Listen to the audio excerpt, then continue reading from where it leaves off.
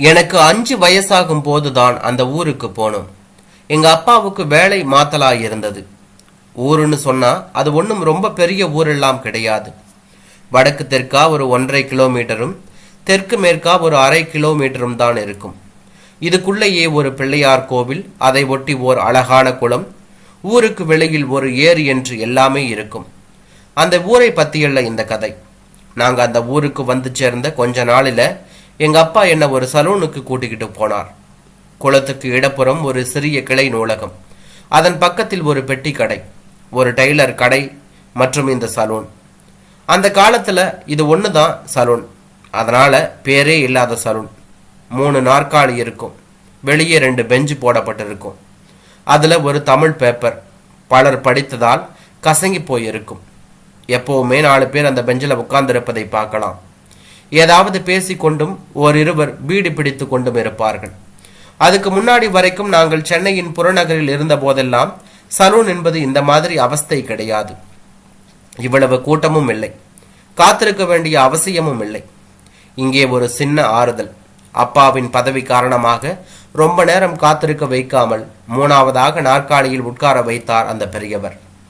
Iron பண்ணாவிட்டாலும் கசங்காமல் இருந்த 8 முழ வேட்டி, சந்தன நிறமும் இல்லாமல் வெள்ளையும் இல்லாமல் ஒரு நிறத்தில் மடித்து விடப்பட்ட முழுக்கை சட்டை, மேல் மண்டையில் பளபளவென வழுக்கை, மண்டையை சுற்றிலும் வெள்ளையாய் நரைத்த முடிகள், அடர்த்தியாய் முறுக்கி விடப்பட்ட மீசை, 10 நிமிடங்களுக்கு ஒரு முறை நெஞ்சில் சளியினால் ஒரு இருமர். ஒவ்வொரு கட்டிங் முடிந்ததும் வெளியே போய் எச்சில் துப்பிவிட்டு வருவார். கூடவே அவர் மகன்கள் 2 2 பேருக்கும் 15, 16 வயது இருக்கலாம், அவ்வளவுதான். முதலில் போன போது அப்பப்பா ஒரு மிஷினை வைத்து கொண்டு என் தலைமுடியை வெட்டியது இன்னும் நினைப்பில் இருக்கு. அந்த மெஷினில் என் தலைமுடி மாட்டிக்கொண்டு நான் வலி தாங்க முடியாமல் தலையை அங்கும் இங்கும் மாட்ட, தம்பி தலையை அசைக்காதீங்க அப்புறம் கத்தி பட்டுடும் அப்படின்னு அவர் பயமுறுத்த, அதிலிருந்து மாதம் முடிவெட்டும் நிகழ்ச்சி ஒரு பயங்கர கனவாகவே இருந்தது. இதெல்லாம் கொஞ்ச காலம்தான். அதுக்கப்புறம் ஒரு நாள் அப்பாவே அவரிடம் மெஷின் போட வேண்டாம் என்று சொல்லிவிட கொஞ்சம் தப்பித்தேன். 2-3 வருஷம் கழித்து அப்பா என்னை கொண்டு விட்டு வந்து விடுவார். முடிந்ததுக்கு அப்புறம் நானே வீடு திரும்ப வேண்டும். அப்போதெல்லாம் அந்த கடையில் என்னை கவர்ந்தது கண்ணாடியின் அருகில் சட்டம் போட்டு வைத்திருந்த அந்த ஓவியம்தான். அடர்த்தியான பச்சை வண்ணத்தில் வரைந்திருந்த ஒரு வானம், அதில் 2-3 மான்கள், சில பல மரங்கள், அதில் பலவித பறவைகள், அதன் அருகில் சிறு நீர்நிலைகள், அதில் நீந்துகின்ற வாத்துகள் என ஒரு பிருந்தாவனத்தையே சிருஷ்டி செய்திருந்தார் பெயர் தெரியாத அந்த ஓவியர். அந்த காலத்தில் எல்லாம் சலூன்களில் இது போன்ற அருமையான ஓவியங்களை தான் மாட்டியிருப்பார்கள். பெரிய பெரிய முகம் பார்க்கும் கண்ணாடிகளுக்கு இடையே இதுவும் இருக்கும். இன்றைக்கும் கிராமங்களில் உள்ள சலூன்களில் இதனை காணலாம். அந்த ஓவியத்தை பார்க்கும் போதெல்லாம் எனது கற்பனைகள் சிறகடித்து பறக்கும். எத்தனை நேரமானாலும் அந்த ஓவியத்தை பார்த்து கொண்டிருந்தால் பொழுது போவதே தெரியாது. சில சமயம் சின்ன பையன் தானே என்று எனது முறை வந்தாலும் என்னை விட்டுவிட்டு வேறு யாரையாவது உட்கார வைத்தாலும் தெரியாமல் அந்த ஓவியத்திலேயே லயித்திருப்பேன். முடி வெட்டு முடிந்ததும் அவர் ஒரு டவலை போட்டு கழுத்தை இப்படியும் அப்படியும் ஒடிப்பதும் தோள்களையும் முதுகுகளையும் அழுத்தி விடுவதும் சொல்ல முடியாத சுக அனுபவங்கள். வருடங்கள் உருண்டோட பின்னும் நானும் பள்ளி படிப்பை முடித்து கல்லூரியில் சேர்ந்தேன். தொழில்நுட்ப கல்லூரி என்பதாலும் வீட்டிலிருந்து போய் வர முடியாத தூரம் என்பதாலும் ஹாஸ்டல் வாசம்தான். முறையாக வீட்டை விட்டு தனியே, அப்போதுதான் ரொம்ப வருஷத்துக்கு அப்புறம் வேறொரு சலூனில் புதிதாக பிளேடு மாத்தி சுகாதாரமாக ஷேவிங், வட்டமான கோத்ரேஜ் டப்பிலிருந்து நுரை பூசாமல் கோணை அழுத்தியதும் முகத்தை நிரப்பும் நுரை என எல்லாமே ஒரு புது அனுபவமாக இருந்தது. ஆனாலும் முடி வெட்டுவிட்டு குளித்துவிட்டு கண்ணாடியில் முகத்தை பார்த்தால் மனசுக்கு திருப்தியாக இல்லை. கைமணம் என்கிறார்களே, அது இதற்கும் உண்டு. அதனால் மாதம் ஒரு முறை வீட்டுக்கு வரும்போது அவர் கையாலேயே முடிவெட்டி கொள்ள காத்திருந்தேன். அம்மா கூட திட்டுவாங்க, வர்றதே 1 நாளோ 2 நாளோ, அதுல கூட அங்கேயே மணிக்கணக்கில் போய் உட்கார்ந்துக்கணுமா என்று முடிவெட்டுவது மட்டுமல்ல, அந்த ஓவியமும் என்னை ஈர்த்தது. நான் மட்டுமா வளர்ந்தேன்? அவரது பசங்க 2 பேருமே வளர்ந்து விட்டார்கள். அவர்களுக்கு கல்யாணமான போது ஊரே திரண்டு வந்தது. எல்லோருடைய கழுத்திலும் கை வைக்கும் உரிமை படைத்தவர்கள் அல்லவா அவர்கள். சொன்னா நம்ப மாட்டீங்க, இதெல்லாம் முடிந்து, அதாவது என் கல்லூரி படிப்பெல்லாம் முடிந்து வேலைக்கு போன பிறகும் இது தொடரியது. ஆனால் இந்த இடைப்பட்ட காலத்தில் இன்னொரு முக்கியமான விஷயம் நடந்தது. ஆமாம், இன்னும் 2 சலூன்கள் தோன்றின எங்கள் ஊரில். நானும் அந்த கடைகளை வெளியிலிருந்து பார்த்திருக்கிறேன். வெளியே அலரும் பாடல், அழகான நல்வரவு என்று போட்ட கண்ணாடி கதவு, அது எப்போதும் மூடியே வைத்திருக்கும்.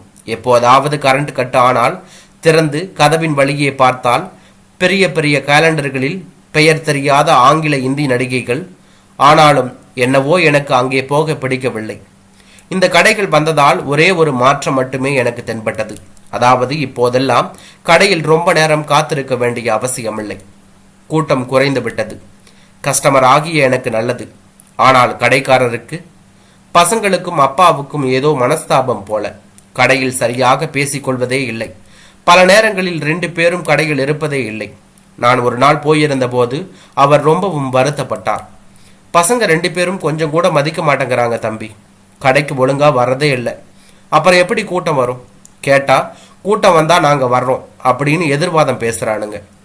2 மருமவ பேர பசங்கன்னு எல்லாமே இந்த தொழிலை நம்பிதான் தம்பி. அப்படி இருக்க இந்த பயிலுவ பொறுப்பில்லாம சுத்துறானுவ என்று ரொம்பவே வருத்தப்பட்டார். எனக்கு கேட்கவே கஷ்டமாக இருந்தது. நான் சின்ன வயசில் பார்த்ததிலே இருந்து அவர் அப்படியே தான் இருக்கிறார். அவர் பெயர் கூட தெரியாது எனக்கு. எப்போ பார்த்தாலும் ஒரு 60 வயது கிழவர் மாதிரியே இருப்பார்.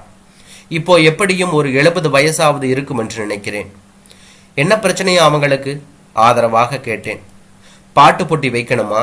அப்புறம் இதோ இந்த தெய்வீகமா இருக்கிற இந்த படத்தை எடுத்துட்டு என்னென்னவோ அசிங்க பிடிச்ச பொம்பளைங்க படத்தையெல்லாம் வைக்கணுமா? முடித்திருத்துதல் அப்படிங்கிறது ஒரு கலை தம்பி. இது கடவுள் கொடுத்த வரம். நம்ம கையில இருக்கிற திறமைக்கு வரணும் தம்பி கூட்டம். படத்தை காட்டி கூட்டம் சேர்க்கறதுக்கு என் மனசு ஒப்புல தம்பி. அது நம்ம கையில் இருக்கிற கலைக்கு, அதுல குடியிருக்கிற தெய்வத்துக்கு செய்கிற துரோகம் தம்பி. ஒரு சாப்பாட்டு கடைக்கு, அதாவது ஹோட்டலுக்கு போறப்ப சாப்பாடு நல்லா இருக்குதான்னு தான் பார்க்கணும். படம் பார்க்கறதுக்கும் பாட்டு கேட்கறதுக்கும் அது இடம் இல்லை தம்பி. பாருங்க. அவரை பார்க்க எனக்கு ஒரு விதத்தில் பெருமையாகவும் அதே சமயத்தில் பொறாமையாகவும் இருந்தது. கலையையே விளையாக்கும் இந்த உலகத்தில் இப்படி ஒரு மனிதரா? விளம்பரமும் வெளிச்சமும் இல்லாவிட்டால் கலைக்கு மதிப்பு கிடையாதோ? அதுக்கப்புறம் ஒரு 4-5 வருஷம் நான் ஊர் பக்கமே போக முடியவில்லை. வெளி மாநிலங்கள், வெளிநாடு என்று ஒரே அலைச்சல். இப்போது 1 மாதம் விடுமுறை. உடம்பு ஓய்வாக திணறிய நேரம். மறுபடியும் ஊருக்கு போய் அவர் கையால் முடிவிட்டு கொண்டு கழுத்தையும் சுளுக்கெடுத்து விட்டால்தான் தீரும் போல இருந்தது. அவர் சொல்லுவார், தம்பி, மூளையிலிருந்து எல்லா கட்டளையும் எப்படி உடம்போட பிற உறுப்புகளுக்கு போகுதுங்கிறீங்க?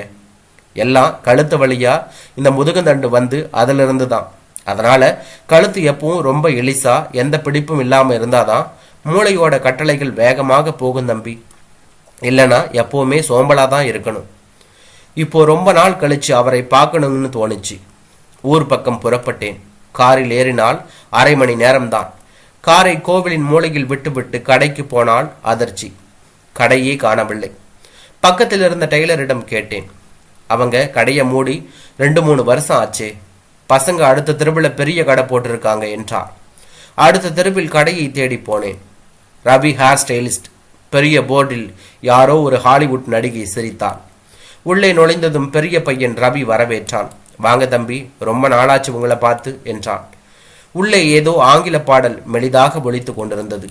திரும்பிய இடமெல்லாம் ஹாலிவுட், பாலிவுட் மற்றும் கோலிவுட் நடிகைகள் என்னை பார்த்து சிரித்து கொண்டிருந்தார்கள். ஆமாம், வெளியிலே சுத்த வேண்டிய வேலை, அதான் வர முடியாமல் போச்சு. கட்டிங் பண்ணிடலாமா? அப்படியே ஒரு ஆயில் மசாஜும் கூட பண்ணிடலாமா? சரி என்று தலையாட்டினேன்.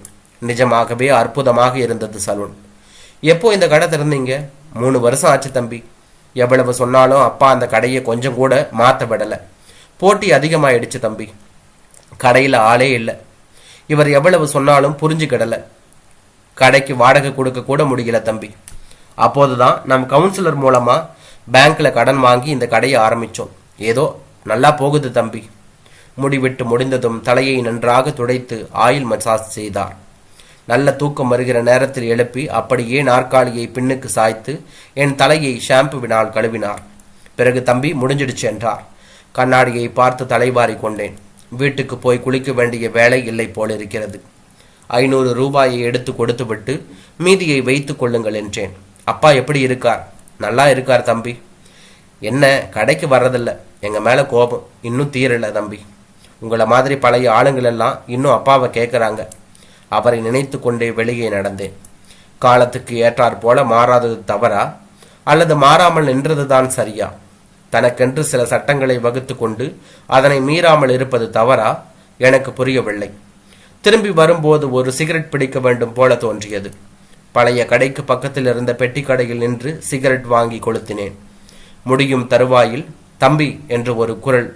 யாரென்று திரும்பி பார்த்தால் அவர். சடக்கென்று சிகரெட்டை தூக்கி போட்டுவிட்டு எப்படி இருக்கீங்க என்றேன். நல்லா இருக்கேன் தம்பி என்றார். கடையை தேடி வந்தீங்களா? ஆமாங்க. அப்புறம்தான் உங்க பசங்க அடுத்த தெருவில் கடை போட்டிருக்கிறதா சொன்னாங்க. என்னத்த சொல்ல தம்பி, அங்கேதான் போயிட்டு வரீங்களா? ஆமாங்க. என் முகத்தை கையால் பிடித்து இப்படியும் அப்படியும் திருப்பி பார்த்தார். தம்பி கொஞ்சம் என்னோடு வாங்க என்றார். நானும் அவர் பின்னாளிலேயே நடந்தேன். பழைய கடைக்கு மிகவும் அருகில்தான் அவர் வீடு. பழைய காலத்து வீடு. சுற்றி நடந்தவர் வீட்டின் பின்புறம் மாமரத்தின் அடியில் ஒரு நாற்காலியை போட்டு என்னை உட்கார சொன்னார். ஒன்றும் புரியாமல் உட்கார்ந்தேன். சிறிது நேரத்தில் ஒரு பித்தளை பெட்டியை எடுத்து வந்தார். அதன் உள்ளிலிருந்து ஒரு கத்தியை எடுத்தவர் சாணைக்கல்லை எடுத்து அதில் தேய்க்க ஆரம்பித்தார். பிறகு என் அருகில் வந்து என் கிருதாவை மலிக்க ஆரம்பித்தார். இப்படியும் அப்படியும் முகத்தை திருப்பி பார்த்து திருப்தி அடைந்ததும், என்ன வேலை செய்யறாங்க தம்பி, 2 பக்கமும் கிருதா சமமா இருக்க வேண்டாமா? இப்போ பாருங்க தம்பி என்று பழைய ரசம் போன கண்ணாடியை காண்பித்தார். கண்ணாடியில் எதுவும் தெரியவில்லை. ஆனால் அவர் முகத்தில் தெரிந்த திருப்தியிலிருந்து இப்போது கிருதா சரியாக இருக்கும் என்று தெரிந்தது. புன்னகையுடன் தலையாட்டினேன். பிறகு பாக்கெட்டிலிருந்து ஒரு 100 ரூபாயை எடுத்து நீட்டினேன். அதெல்லாம் வேணாம் தம்பி, கடவுள் புண்ணியத்தில் என் பசங்க என்னை நல்லாவே பார்த்துக்கிறாங்க. என்ன ஒன்று, தொழில் சுத்தம் இல்லை இந்த காலத்து பசங்க கிட்ட. அவரை நினைக்கையில் இன்னும் பெருமையாகவும் பொறாமையாகவும் இருந்தது.